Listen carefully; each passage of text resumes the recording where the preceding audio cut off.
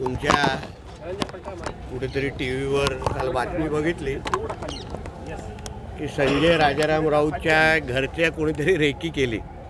आता मला पहिल्यांदा अनुभव आहे की मच्छर मारण्यासाठी पण रेकी करायला लागते.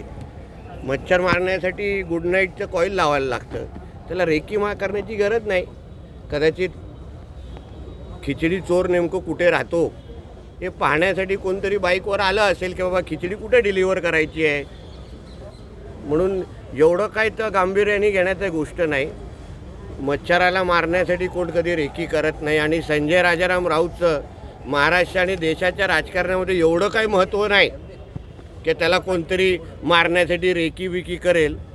हे राजाराम राऊतचे हे दोन्ही मुलं ही पहिल्यापासून अशाच कोणीतरी स्वतःच्याच कार्यकर्त्याला उभं करायचं, धमक्या द्यायच्या आणि पुऱ्या दिवसाच्या बातम्या करत बसायचं. म्हणून ह्या गोष्टीला जास्त काहीच महत्त्व द्यायची गरज नाही.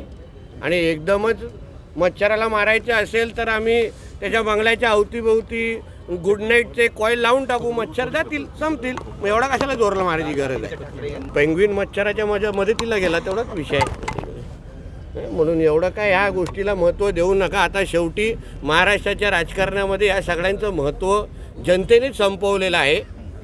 म्हणून एकाने मारल्यासारखं करायचं, दुसऱ्याने एकदम जाऊन संरक्षण मागायचं.